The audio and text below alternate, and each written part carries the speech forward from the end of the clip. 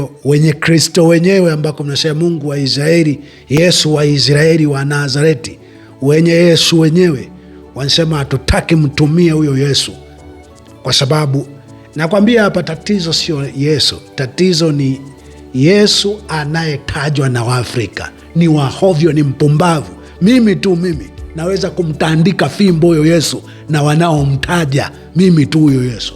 Just before days before Palm Sunday, Good Friday and Easter, sacred time for Christians. Two ultra-Orthodox members of Prime Minister Netanyahu's coalition have introduced a bill that would punish believers for sharing the gospel of Jesus with prison time.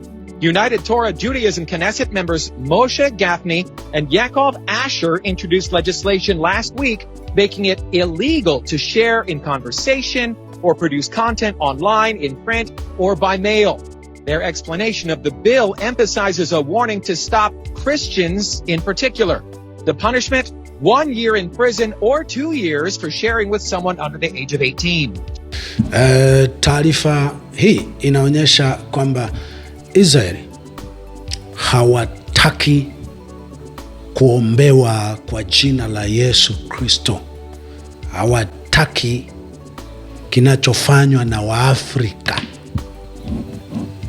ambao kutwa kucha usema tuiombee Israeli. Israeli hawataki muwaombee kwa hilo jina la Yesu Kristo, na iwe umeenda kwao au mahali pengine popote, lakini hasa ukiwa kwao, ukionekana unatamka au kusambaza kwa njia ya mitandao, iwe WhatsApp unamjulisha mtu, SMS, iwe ni kwa namna yoyote, ukisambaza habari za Yesu Kristo,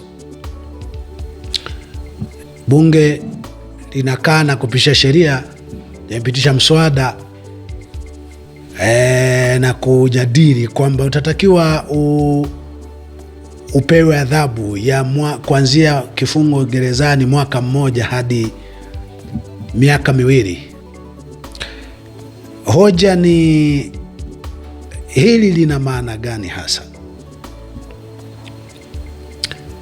Lina sababu gani? Lina maana gani? Kuna namna kama 2 kubwa. Namna ya kwanza ni kinachoitwa Ukristo, jamii inayoitwa ya Wakristo, ufahamu wa wanaoitwa Wakristo. Ni viumbe ambao wanachochea uhovyo duniani. Ni viumbe ambao moja, hawaamini kufanya ili kitu kitokee, wanaamini kuomba ili Mungu afanye. Kwa hiyo ni jamii ambayo wenye Kristo wenyewe ambako mnasema Mungu wa Israeli, Yesu wa Israeli wa Nazareti, wenye Yesu wenyewe wanasema hatutaki mtumie huyo Yesu, kwa sababu nakwambia hapa tatizo sio Yesu, tatizo ni Yesu anayetajwa na Waafrika. Ni wahovyo, ni mpumbavu. Mimi naweza kumtandika fimbo huyo Yesu na wanaomtaja mimi tu huyo Yesu. Kwa sababu si Yesu anayewaongoza, anayewapa maarifa wakafanye. Ni Yesu ambaye amewafundisha kwamba wao wataomba, mambo yanaharibika. Shetani ni watu wanaharibu mambo, wao wataomba, watakunja mikono, wataenda kulala, Yesu atafanya. Ndio maana Israeli wanasema asipatikane kiumbe atakayetumia hili jina, kwa sababu ni kama jina la memento ambao akili zao haziko sawa. Jina la Yesu linatumika zaidi Afrika kwa wavivu wa kufikiri na wavivu wa kufanya kazi, ili kuibia watu, kwa njia za kubahatisha. Yesu kwa Afrika ni kitu ambacho kinaonekana vitu vinaweza vikapatikana katika ulimwengu wa roho, yani havipambaniwi, havigharamikiwi, mtu hataabiki. Hebu tutazame kwa uvumilivu. Hebu tazama kwa mfano watu kama hawa. Hebu tazama kwa mfano watu kama hawa. Kweli kabisa, kwa ufahamu huu, watu ambao akili zao ziko sawasawa wanaweza kuruhusu ujinga wa aina hii. Haya, mtazame huyu. Kila kioo ni spiritual portal. Pepo wana uwezo kuingia chumbani kama kuna kioo. Umewasaidia kirahisi sana. Mchawi yeyote, hata mwanafunzi, anaweza kuja chumbani kwako mkalala naye kama kuna kioo. Haya mambo ufundishwe. Je, kioo cha kitanda kina shida mtumishi? Ndio. Kinatafuta nini kitandani? Kinatafuta nini? Mimi nikiamka tu najiona likioo linanitazama. Sasa niambie. Bila shaka umemwona. Hivi mtu mwenye akili kabisa kabisa anaweza nchi karuhusu upumbavu? Wana akili kamili, wanaweza kuruhusu upumbavu kama huu? Yani karibu kila kitu ambacho ni sawa au nakiita sio sawa nini katika ulimwengu wa roho. Mimi nimeona katika ulimwengu wa roho. Kioo kitakaa wapi? Utajiangalizia wapi? Wapi kioo kwenye Biblia kilitajwa kikakae eneo fulani? Huko kuna ndugu, kuna jikoni, sebreni, sijui kuna wazazi, pengine kuna ndugu amekutembelea, kuna wageni. Utatokaje huko kola pengine imekaa vibaya, kuna kifungu, kuna kitu akijawa sawa, uso ujawa sawa? Wapi? Lakini ni fundisho. Uchizi kama huu, nani mtu mwenye akili timamu awe kwenye mamlaka aruhusu vijana wahuni mataira kama huyo kijana? Haya, acha hiyo, na kuwekea tu mifano midogo hapa. Acha hiyo. Jambo la pili ni hebu angalia huyo kijana. Nilikemea sana habari hizi kwa kuhani Musa kwamba anachafua maisha ya watoto, anachafua hatima ya watoto. Nilisema sana kwamba kwa habari ya uchawi, uchawi, uganga, ukimtuhumu mtu kwamba ni mchawi mpaka nakuja kufa, atabaki na hiyo image. Kibiblia hakuna unabii, hakuna utumishi, hakuna unabii ulifanya kazi kwa namna hiyo, hakuna. Sasa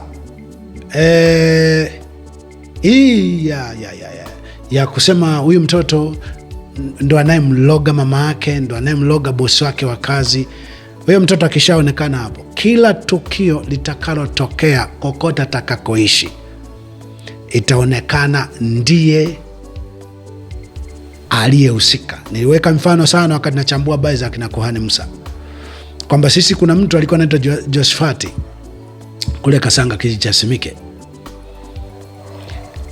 Alipoonekana amekamatwa uchawi na mganga, uchawi ni kama umeondolewa, na wachawi wengine wote ambao walikuwa wanatajwa wakati ule wanakuja waganga, akina Nyago, akina Mbepo.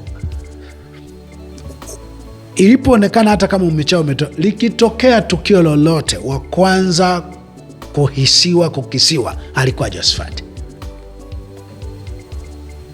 Uchawi haujawahi shughulikiwa hivyo kibiblia, haujawahi shughulikiwa hivyo,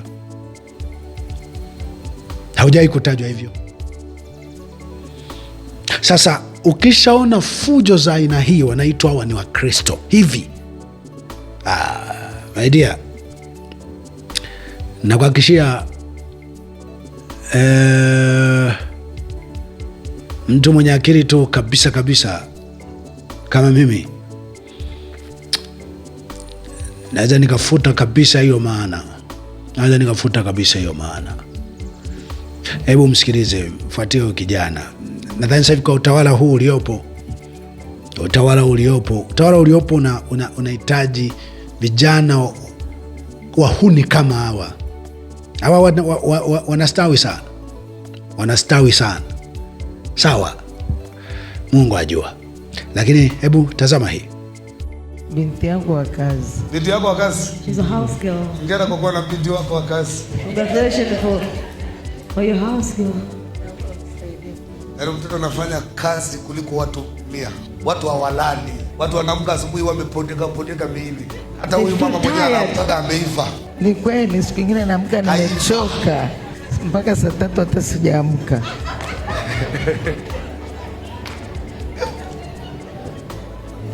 Na hela analipwa. Atafanya kazi usimlipe prophet.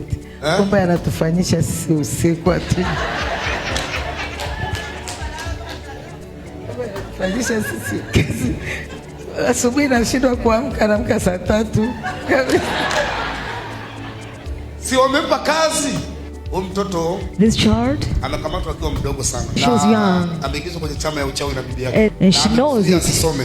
Not to study. Bibi yake yupo. Kwa sababu She hii is to chama this society, into this society, our grandma, she's the greatest. Nilikuwa nimetoka na mtoto lakini mpaka saa hizi hajafika. Mtoto anaitwa nani?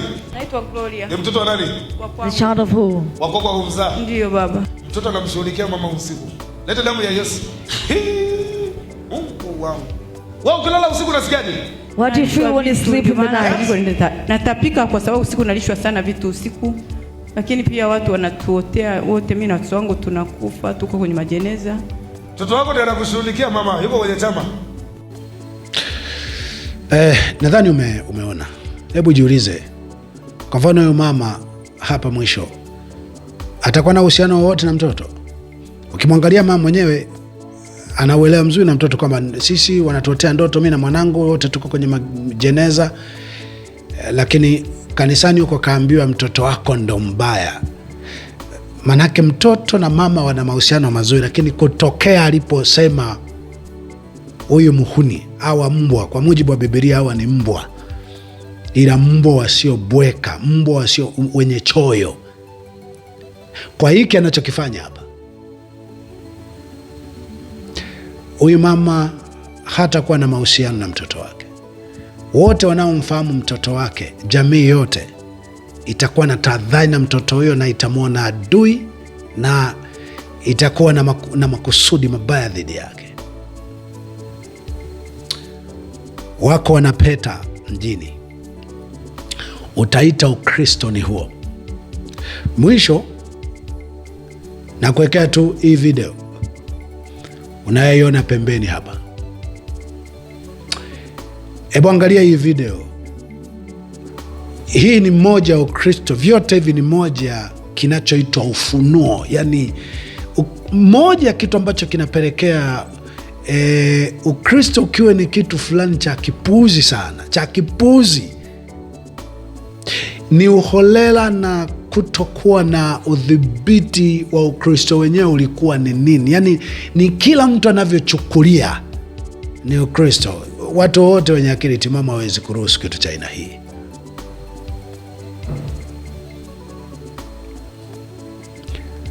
Hebu angalia hivi tuko.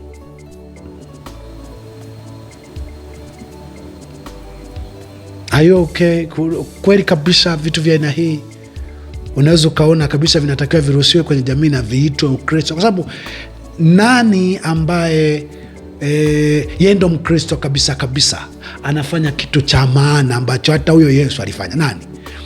Wakijitahidi unakuta yamekaa yanaomba, hakuna yanachofanya, amevaa misketi mipana, amevaa mitambaa kichwani, mishati mikubwa, tayari huo ndo Ukristo. Hakuna jamii yenye watu wenye akili timamu wanaweza kuruhusu hiki kitu. Mimi naambia tu ukweli, inawezekana mimi Mungu anaruhusu nisiwe hai, ama nikiwa hai pengine niwe katika eneo ambalo sitakuwa na sauti yoyote, lakini mimi itokee niwe na sauti yoyote, ni kama makanisa 100% naweza nikayafuta. Mimi mwenyewe, mimi ni mhubiri, naamini Biblia, lakini siamini Biblia inavyoaminiwa na wanaoitwa Wakristo. Ukristo ni propaganda na kitengo ambacho kwa 1% kubwa kinatumika kuharibu akili za watu, kulaza akili za watu na kuingiza vitu vyenye madhara makubwa kwenye fahamu, miili na maisha ya watu. Hawa ndio ambao kwa kipande kubwa wanakula nyasi, watakula chochote, wanakunywa mafuta, kichochote ambacho anasema ni ufunuo kwenye Ukristo kimeruhusiwa. Simaanishi Uislamu siji ndio dini ya Mwenyezi Mungu. Amna kitu, dini za kipigaji tu hizo. Hii kidogo ya Ukristo ni kama dini ya mataila kwa 100%, ni kama dini ya mataila.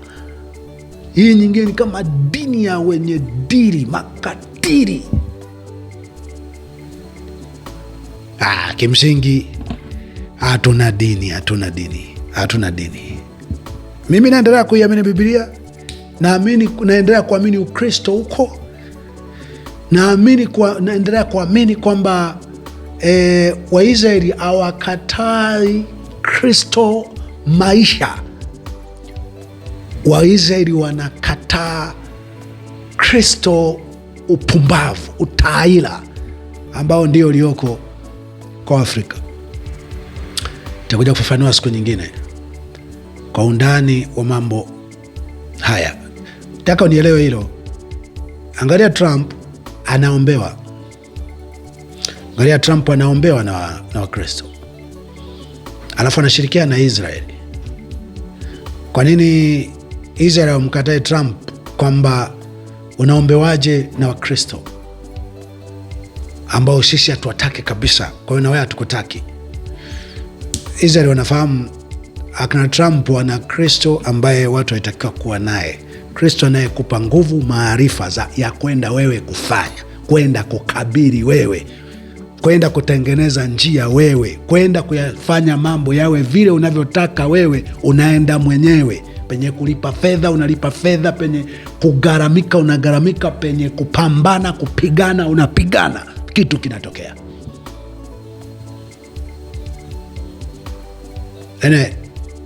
Najua nimechambua kwa namna ambazo inaweza kuwa ngumu kumeza, lakini ukweli ni huo. Asante.